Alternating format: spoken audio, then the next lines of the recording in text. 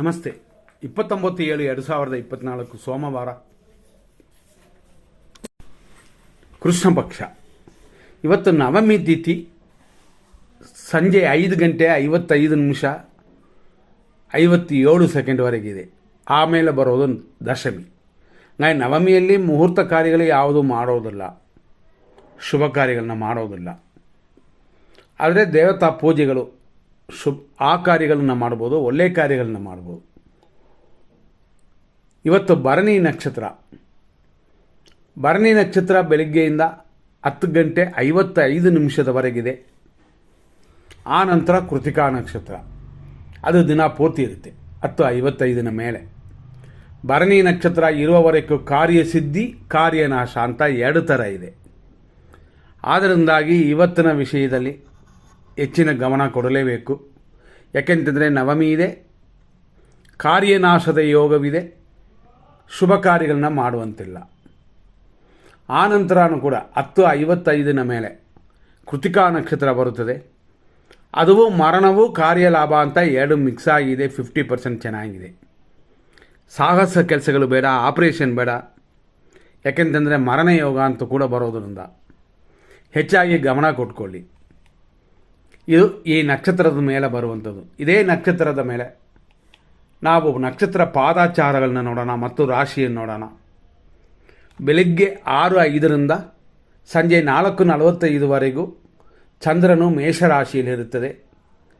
ಅಂದರೆ ಕೃತಿಕಾ ನಕ್ಷತ್ರದ 1ನೇ ಪಾದ ಮೇಷರಾಶಿಯಲ್ಲಿ ಬರುತ್ತದೆ. ಹಂಗಾಗಿ ಆ ನಂತರ ಸಂಜೆ 4:45 ಮೇಲೆ ವೃಷಭ ರಾಶಿ ಸ್ಟಾರ್ಟ್ ಆಗುತ್ತದೆ. ಕೃತಿಕಾ ನಕ್ಷತ್ರ 2, 3, 4 ಪಾದಗಳು ಅಲ್ಲಿಂದ ಸ್ಟಾರ್ಟ್ ಆಗುತ್ತೆ. ಇವತ್ತು ಬೆಳಗ್ಗೆ 6:05 10:55 ಭರಣಿ ನಕ್ಷತ್ರ 4ನೇ ಪಾದ. 10:55 ಮೇಲೆ ಸಂಜೆ 4:45 ಕೃತಿಕಾ ನಕ್ಷತ್ರ 1ನೇ ಪಾದ. ಆ ನಂತರ ರಾತ್ರಿ 10:36 ಕೃತಿಕಾ ನಕ್ಷತ್ರ 2ನೇ ಪಾದ ಬರುತ್ತದೆ. ರಾತ್ರಿ 10:36 ನಂತರ ಬೆಳಗಿನ ಜಾವ 4:29 ಕೃತಿಕಾ ನಕ್ಷತ್ರ 3ನೇ ಪಾದ. ಕೊನೆಗೆ 4ನೇ ಪಾದ ಬೆಳಗಿನ ಜಾವ 4:29 ಹೆಚ್ಚು ಕಮ್ಮಿ 4:15 ಅಂತ ಇಟ್ಕೊಳ್ಳಿ. ಅಲ್ಲಿಂದ ಪ್ರಾರಂಭವಾಗಿ ನಾಳೆಯವರೆಗೂ ಈ ಕೃತಿಕಾ ನಕ್ಷತ್ರವಿದೆ. ಆದ್ದರಿಂದಾಗಿ ಇವತ್ತು ದಿನ ಪೂರ್ತಿ ಭರಣಿ ಮತ್ತು ಕೃತಿಕಾ. ಅದರಲ್ಲೂ ಭರಣಿ ನಕ್ಷತ್ರ ಮುಗಿದ ಮೇಲೆ ಅಂದರೆ 10:55 ಮೇಲೆಯೂ ಶುಭವಾಗಿಲ್ಲ. ನೋಡಿಕೊಂಡು ನಿಮ್ಮ ಕಾರ್ಯಗಳನ್ನ ಮಾಡಬೇಕಾಗ್ತದೆ. ಇವತ್ತಿನ 100% ಕೆಟ್ಟೋದು, 100% ಒಳ್ಳೆಯದನ್ನು ನೋಡಿಬಿಡೋಣ. ಇವತ್ತು ಏನೆಲ್ಲ ಇದೆ ಅಂತಂದರೆ, ಫಸ್ಟ್ ನಾವು ನೋಡಬೇಕು ಅಂತಂದರೆ ಕನ್ಯಾ ರಾಶಿಯವರಿಗೆ ಚಂದ್ರಾಷ್ಟಮವಿದೆ. ಅಂದರೆ ಇದು ಅಷ್ಟಮದಲ್ಲಿ ಚಂದ್ರನಿರುತ್ತೆ ಅಂತ. ಹಂಗಾಗಿ ಇದು ಒಂದು ರೀತಿಯಾಗಿ ಸ್ವಲ್ಪ ಅನುಕೂಲವಿಲ್ಲದ ಅಷ್ಟಮ ರಾಶಿ ಸಮಯ ಅಂತ. ಇದನ್ನೇ ಚಂದ್ರಾಷ್ಟಮ ಅಂತ ಅನ್ನೋದು. ಇದು ಸಂಜೆ 4:45 ಕನ್ಯಾ ರಾಶಿಗೆ. ಕನ್ಯಾ ರಾಶಿಯಲ್ಲಿ ಬರುವ ನಕ್ಷತ್ರಗಳು ಒಟ್ಟು 3. ಉತ್ತರ ನಕ್ಷತ್ರದ 2, 3, 4ನೇ ಪಾದಗಳು, ಹಸ್ತ ನಕ್ಷತ್ರದ ಒಟ್ಟು 4 ಪಾದಗಳು. ಅದೇ ಥರ ಚಿತ್ತಾ ನಕ್ಷತ್ರದ 1 ಮತ್ತು 2ನೇ ಪಾದಕ್ಕೆ ದೋಷವಿದೆ. ಆ ನಂತರ ಸಂಜೆ 4:45 ಮೇಲೆ ತುಲಾರಾಶಿಗೆ ದೋಷ. ಅಂದರೆ ಚಿತ್ತಾ ನಕ್ಷತ್ರದ 3 ಮತ್ತು 4ನೇ ಪಾದಗಳು, ಸ್ವಾತಿ ನಕ್ಷತ್ರದ ಒಟ್ಟು 4 ಪಾದಗಳು, ವಿಶಾಖ ನಕ್ಷತ್ರದ 3 ಪಾದಗಳಿಗೆ ದೋಷ ಉಂಟು. ಇದನ್ನು ತಿಳ್ಕೊಳ್ಳಿ. ಮತ್ತು ಇವತ್ತು ರಾಹುಕಾಲ ಇರೋದು 7:40 9:15. ಯಮಗಂಡ ಕಾಲ 10:51 12:26. ದುರ್ಮುಹೂರ್ತ ಅಂದರೆ ದುರ್ಪಂಚಾಂಗ ಅಂತ ಅಂತೀವಿ 12:51 ಮಧ್ಯಾಹ್ನ 1:42. ಅದೇ ಥರ ಮೃತ್ಯು ಪಂಚಕ ಅಂತಂದರೆ ಇದು ಮಧ್ಯಾಹ್ನ 1:34 3:46 PM ವರೆಗೆ ಇದೆ. ದುರ್ಮುಹೂರ್ತ ಮುಗಿಯೋ ಅಷ್ಟರಲ್ಲೇ ಅದರಲ್ಲೇ ಮೃತ್ಯುವನ್ನು ಸ್ಟಾರ್ಟ್ ಆಗುತ್ತದೆ. ಆದ್ದರಿಂದಾಗಿ 1:34 1:47 ಅಧಿಕವಾದ ದೋಷವನ್ನು ಕೊಡುತ್ತದೆ. ಮಧ್ಯಾಹ್ನ 3:24 ಸಂಜೆ 4:15 ದುರ್ಮುಹೂರ್ತ.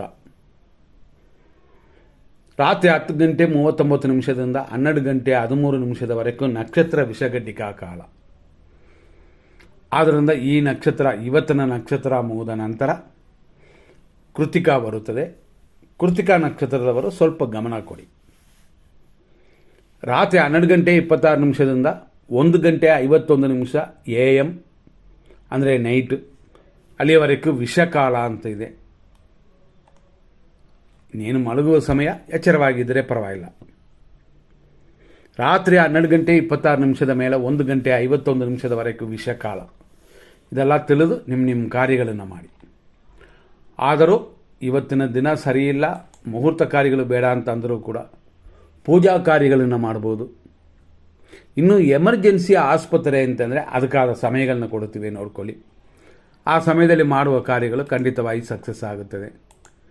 ಈಗ ನಾವು ನೋಡುವ ಟೈಮ್ 6:05ರಿಂದ 7:38ವರೆಗೂ. ಕನ್ಯಾ ರಾಶಿಗೆ ಮಾತ್ರ ಇದನ್ನು ಬಿಟ್ಟುಬಿಡಬೇಕು. 9 ಗಂಟೆ 17 ನಿಮಿಷ AM ರಿಂದ 10:49 AM ವರೆಗೂ ಇದು ಒಂದು ಶುಭ ಸಮಯ. 12:28ರಿಂದ 12:49ವರೆಗೂ ಶುಭ ಸಮಯ. ಸಂಜೆ 4:17ರಿಂದ ರಾತ್ರಿಯವರೆಗೂ ಅಂದರೆ 10:37ವರೆಗೂ ಚೆನ್ನಾಗಿದೆ. ರಾತ್ರಿ 12 ಗಂಟೆ 15 ನಿಮಿಷದಿಂದ 12 ಗಂಟೆ 24 ನಿಮಿಷದವರೆಗೂ ಒಂದು ಸಮಯ. ನಾವು ದಿನಪೂರ್ತಿ ಕೊಡ್ತೀವಿ, ನೋಡಿಕೊಂಡು ಕಾರ್ಯಗಳಿಗೆ ಉಪಯೋಗಿಸ್ಕೊಳ್ಳಿ. ಅದೇ ಥರ ರಾತ್ರಿ 12 ಗಂಟೆ 15 ನಿಮಿಷದ ಮೇಲೆ 12:24ವರೆಗೂ ಅಂತಂದಾಗ ಈ ಸಮಯ ಇರೋದರಲ್ಲಿ ಸ್ವಲ್ಪ ಒಳ್ಳೆಯ ಟೈಮ್ ಅಷ್ಟೇ. ಈ ನಂತರ ರಾತ್ರಿ 1:53 ಮೇಲೆ ಪರವಾಗಿಲ್ಲ. ಆದರೂ ಕೆಲವು ಕಾರ್ಯಗಳು, ಕೆಲವು ನಕ್ಷತ್ರದವರು, ರಾಶಿಯವರು ಎಂಥವರು ಅಂತ ಹೇಳಿದ್ವಿ, ಅವರೆಲ್ಲ ಗಮನ ಕೊಡಿ. ಇಲ್ಲಿಯವರೆಗೆ ನಾವು ಇಷ್ಟು ವಿಷಯಗಳನ್ನ ನೋಡಿದ್ವಿ. ಈಗ ತಾರಾ ಮತ್ತು ಚಂದ್ರಬಳವನ್ನು ನೋಡೋಣ. ಅಂತಂದರೆ ಇವತ್ತು ಬಂದಿರುವಂಥ ನಕ್ಷತ್ರ ನಿಮ್ಮ ನಕ್ಷತ್ರಗಳಿಗೆ ಶುಭವನ್ನು ಕೊಡುತ್ತದಾ ಅಂತ ನೋಡಬೇಕು. ಹಾಗಾಗಿ ಪ್ರತಿಯೊಂದು ನಕ್ಷತ್ರಕ್ಕೂ ನಾವು ಹೇಳಿರ್ತೀವಿ, ಅಶ್ವಿನಿಯಿಂದ ರೇವತಿವರೆಗೂ ಯಾರಿಗೂ ಶುಭವಾಗಿದೆ, ಯಾವ ಅಶುಭವಾಗಿದೆ ಅಂತ ನೀವು ಕೇಳಿಸ್ಕೋಬೋದು. ಅದು ಅಲ್ಲದೆ ನಿಮಗೂ ಸರಿಯಿಲ್ಲ ಅಂತಂದರೂ ನಿಮ್ಮ ಮನೆಯಲ್ಲಿರುವ ಬೇರೆಯವರ ಹೆಸರಲ್ಲಿ ಮಾಡ್ಬೋದು, ಆದರೆ ರಿಸ್ಕ್ ತಗೋಬೇಡಿ. ಫಸ್ಟ್ ನಾವು ನೋಡುವಂಥದ್ದು ಅಶ್ವಿನಿ ನಕ್ಷತ್ರ, ಮೇಷರಾಶಿ. ನಿಮಗೆ ಈ ದಿನದಲ್ಲಿ ಮಿತ್ರಧಾರೆ ಇದೆ 10:55ವರೆಗೂ. ಆ ನಂತರ 10:55ನ ಮೇಲೆ ನೋಡುವಂಥ ಸಮಯ ಸ್ವಲ್ಪ ಹೆಚ್ಚು ಕಮ್ಮಿ ಹಂಗೆ ಅಂತ ನೋಡಬೇಕು. ಅದರ ವಿಷಯಕ್ಕೆ ಈಗ ಡೀಟೇಲ್ ಆಗಿ ಹೋಗೋಣ. 10:55ವರೆಗೂ ಕೂಡ ಸ್ವಲ್ಪ ಪರವಾಗಿಲ್ಲ ಅಂತ ಹೇಳ್ಬೋದು. ಆ ನಂತರ ಎಚ್ಚರ. ಈಗ ನಾವು ನೋಡುವಂಥದ್ದು ಭರಣಿ ನಕ್ಷತ್ರ, ಮೇಷರಾಶಿ. 4 ಕಾಲು 4 ಪಾದಗಳು ಮೇಷರಾಶಿಯಲ್ಲಿ ಇರುತ್ತದೆ. ಇವತ್ತಿನ ದಿನ ನಿಮಗೆ ಖಂಡಿತವಾಗಿ ಜನ್ಮತಾರೆ, ಶರೀರ ಸುಖ ಪರವಾಗಿಲ್ಲ. ಆ ನಂತರ ಇನ್ನೂ ಚೆನ್ನಾಗಿದೆ, ಸಂಜೆ 4:45ವರೆಗೂ.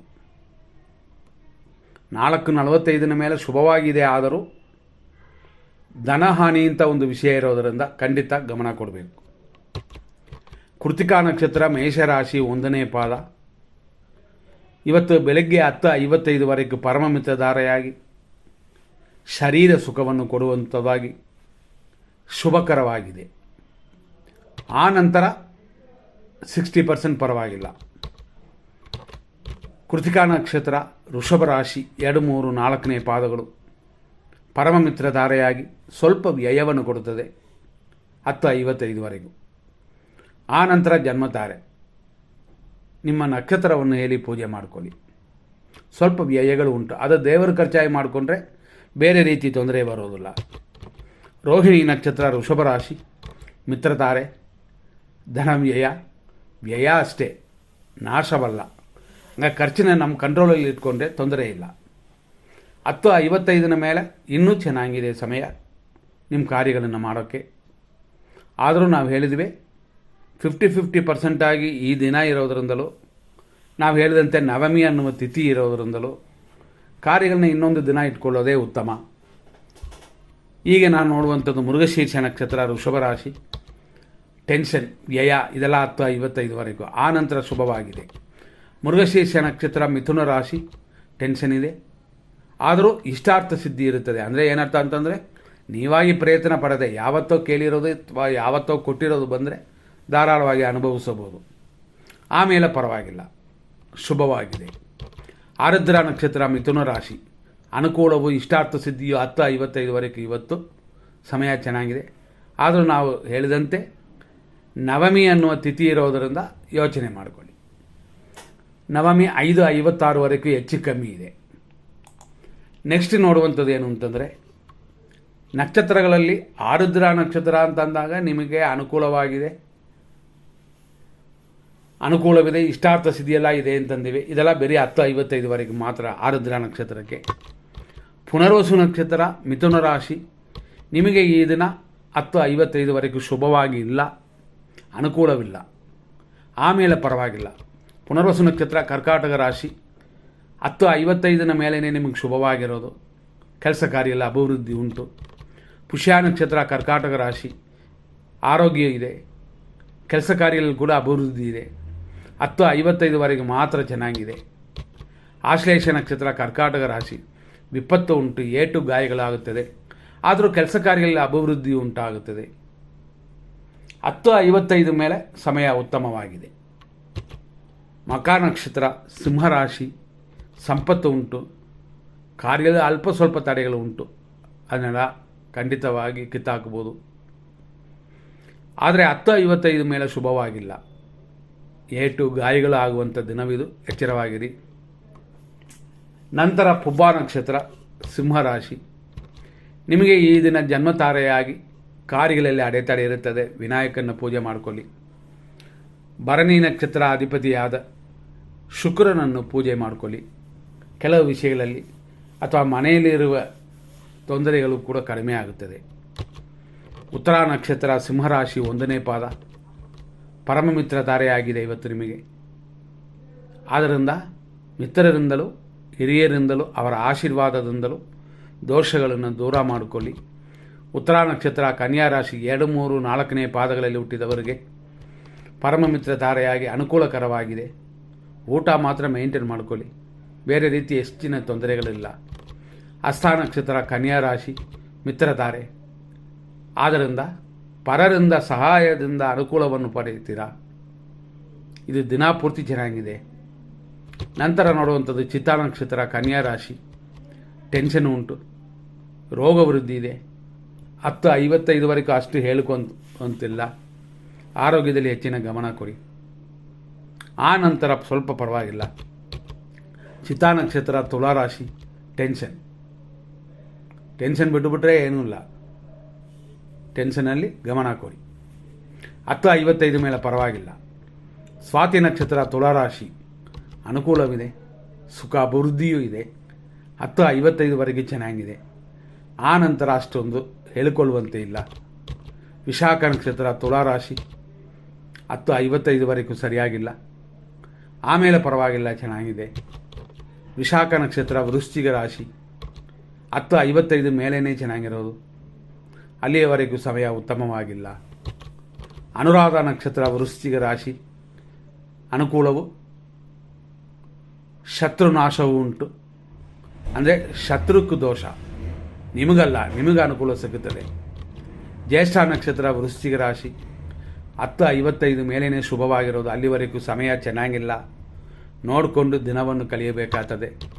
ಮೂಲ ನಕ್ಷತ್ರ ಧನುಸು ರಾಶಿ, ಸಂಪತ್ತು ಉಂಟು, ಕಾರ್ಯಗಳಲ್ಲಿ ಸ್ವಲ್ಪ ವಿಘ್ನಗಳಿರುತ್ತದೆ, ಅದೆಲ್ಲ ನೋಡಿ ಕಾರ್ಯಗಳನ್ನ ಮಾಡಿ. ನಾವು ಕೊಟ್ಟಿರುವ ಒಳ್ಳೆಯ ಸಮಯವನ್ನು ನೋಡಿ ಅದರಲ್ಲಿ ಏನಾರು ಮಾಡ್ಬೋದು, ಆದರೆ ಮುಹೂರ್ತ ಕಾರ್ಯಗಳು ಇವತ್ತು ಬೇಡ. ಪೂರ್ವಾಷಾಢ ನಕ್ಷತ್ರ ಧನುಸು ರಾಶಿ, ಜನ್ಮತಾರೆಯು ಕಾರ್ಯವಿಘ್ನವೂ ಉಂಟು, ಪಕ್ಷಿ ಪ್ರಾಣಿಗಳಿಗೆ ಮೇವಾಕಿ. ಶುಕ್ರನ ನಕ್ಷತ್ರ ಭರಣಿ, ಆದ್ದರಿಂದ ಇವತ್ತು ಹಸುಕ್ಕೆ ಅಕ್ಕಿ ಬೆಲ್ಲ ಕೊಡ್ಬೋದು, ಇದು ಶುಭವನ್ನು ಕೊಡುತ್ತದೆ. 10:55 ಮೇಲೆ ಪರವಾಗಿಲ್ಲ, ಅಡೆತಡೆ ಬರುತ್ತದೆ, ಅದನ್ನು ಗೆಲ್ಲಬಹುದು. ಉತ್ತರಾಷಾಢ ನಕ್ಷತ್ರ ಧನುಸು ರಾಶಿ 1ನೇ ಪಾದ, ಪರಮ ಮಿತ್ರಧಾರೆಯಾಗಿ ಶುಭದಿನವಾಗಿದೆ. ಶುಭದಿನ ಅಂತಂದರೆ ಮುಹೂರ್ತ ಕಾರ್ಯಗಳನ್ನ ಮಾಡಿ ಅಂತಲ್ಲ, ನಿಮಗೂ ಪರವಾಗಿಲ್ಲ ಅಂತ ಹೇಳ್ತೀವಿ. ಇದು 10:55ವರೆಗೆ ಮಾತ್ರ. ಆ ನಂತರ ಯೋಚನೆ ಮಾಡುವಂಥ ದಿನವಿದು. ಉತ್ತರಾಷಾಢ ನಕ್ಷತ್ರ ಮಕರ ರಾಶಿ, 2, 3, 4ನೇ ಪಾದಗಳು, ಪರಮಮಿತ್ರಧಾರೆ, ಪರರಿಂದ ಖಂಡಿತ ಸಹಾಯ ಸಿಗ್ತದೆ. ಆದ್ದರಿಂದಾಗಿ ಧೈರ್ಯವನ್ನು ಬಿಡಬೇಡಿ, ಕಾರ್ಯಗಳನ್ನು ಮಾಡಿ, ಒಳ್ಳೆಯ ಕಾರ್ಯಗಳನ್ನು, ಮುಹೂರ್ತ ಕಾರ್ಯಗಳು ಬೇಡ. ಶ್ರವಣ ನಕ್ಷತ್ರ ಮಕರ ರಾಶಿ, ಮಿತ್ರಧಾರೆ, ರೋಗ ಭಯವೆಲ್ಲ ಉಂಟು. ಆದರೂ ಇವತ್ತು ದಿನ ಪೂರ್ತಿ ಚೆನ್ನಾಗಿದೆ. ಧನಿಷ್ಠ ನಕ್ಷತ್ರ ಮಕರ ರಾಶಿ, 1 ಮತ್ತು 2ನೇ ಪಾದಗಳು 10:55ವರೆಗೂ ಸಮಯ ಉತ್ತಮವಾಗಿಲ್ಲ. ಆಮೇಲೆ ಪರವಾಗಿಲ್ಲ, 50%. ನಂತರ ನೋಡುವಂಥದ್ದು ಧನಿಷ್ಠ ಕುಂಭರಾಶಿ, 3 ಮತ್ತು 4ನೇ ಪಾದಗಳು. ಖಂಡಿತ ನಿಮಗೆ 10:55 ಮೇಲೇ ಶುಭವಾಗಿರೋದು. ಅಲ್ಲಿವರೆಗೂ ಚಿಕ್ಕ ಚಿಕ್ಕ ವಿಷಯಗಳಲ್ಲೆಲ್ಲ ತಲೆ ಹಾಕಿ ತೊಂದರೆ ಅನುಭವಿಸಬೇಡಿ. ಶತಭಿಷ ನಕ್ಷತ್ರ ಕುಂಭರಾಶಿ, ಅನುಕೂಲವಿದೆ, ದ್ರವ್ಯ ಲಾಭವಿದೆ. ಇವತ್ತಿನ ದಿನ 10:55ವರೆಗೂ ಚೆನ್ನಾಗಿದೆ. ಆ ನಂತರ ಖಂಡಿತ ಯೋಚನೆ ಮಾಡಬೇಕು. ಪೂರ್ವ ಭಾದ್ರಪದ ನಕ್ಷತ್ರ ಕುಂಭರಾಶಿ, 1, 2, 3 ಪಾದಗಳು ಕುಂಭರಾಶಿಯಲ್ಲೇ ಬರುತ್ತದೆ. ನಿಮಗೆ ಇವತ್ತು 10:55 ಮೇಲೇ ಶುಭಕರವಾಗಿರೋದು. ಅಲ್ಲಿವರೆಗೂ ತಾನೇ ಲಾಭ ಬಂದರೆ ಅದನ್ನು ಅನುಭವಿಸಿ, ಇಲ್ಲ ಅಂತಂದರೆ ಯೋಚನೆ ಮಾಡಬೇಕು. ಪೂರ್ವ ಭಾದ್ರಪದ ನಕ್ಷತ್ರ ಮೀನರಾಶಿ, ಖಂಡಿತವಾಗಿಯೂ ಇವತ್ತಿನ ದಿನ 10:55ವರೆಗೂ ಹೆಚ್ಚು ಕಮ್ಮಿ 11 ಗಂಟೆವರೆಗೂ ಸರಿಯಾಗಿಲ್ಲ. ನಿಮ್ಮ ಕಾರ್ಯದಲ್ಲಿ ಏನಾರು ಮಾಡಬೇಕು ಅಂದರೆ ಆಮೇಲೆ ಮಾಡಿ. ಆದರೂ ಹಣಕಾಸು ವಿಷಯ ಇವತ್ತು ಮಾಡೋದು ಬೇಡ, ಪ್ರಯತ್ನ ಪಡೋದು ಕೂಡ ಇವತ್ತು ಬೇಡ. ಸ್ವಲ್ಪ ಗಮನ ಕೊಡಿ. ನಂತರ ನೋಡುವಂಥದ್ದು ಉತ್ತರ ಭಾದ್ರಪದ ನಕ್ಷತ್ರ ಮೀನರಾಶಿ, 4 ಪಾದಗಳು ಮೀನರಾಶಿಯಲ್ಲಿ ಅಡಗುತ್ತದೆ. ಇವತ್ತು ಕ್ಷೇಮವಿದೆ, ಆದರೆ ಹಣಕಾಸಿನ ವಿಷಯದಲ್ಲಿ ಹೇಳಿಕೊಳ್ಳುವಂತೆ ಇಲ್ಲ. ಖಂಡಿತವಾಗಿ ಯೋಚನೆ ಮಾಡಬೇಕು. ಲಾಸ್ಟ್ ನಕ್ಷತ್ರ ರೇವತಿ, ಇವತ್ತು ದಿನ 10:55ವರೆಗೂ ಸರಿಯಾಗಿಲ್ಲ. ಆಮೇಲೆ ಪರವಾಗಿಲ್ಲ ಅಂತ ಹೇಳ್ಬೋದು ಅಷ್ಟೇ. ಆದ್ದರಿಂದಾಗಿ ಇವತ್ತು ಯಾವ ಕಾರ್ಯಗಳನ್ನು, ನೂತನ ಕಾರ್ಯಗಳನ್ನ ಮಾಡಬೇಡಿ. ಹಳೆ ಕಾರ್ಯಗಳನ್ನು ಕಂಟಿನ್ಯೂ ಮಾಡ್ಬೋದು. ಇಲ್ಲಿಯವರೆಗೂ ನಾವು ಇಷ್ಟು ವಿಷಯಗಳನ್ನ ನೋಡಿದ್ವಿ. ಮುಂದಿನ ಸಂಚಿಕೆಯಲ್ಲಿ ನೋಡೋಣ. ನಮಸ್ಕಾರ.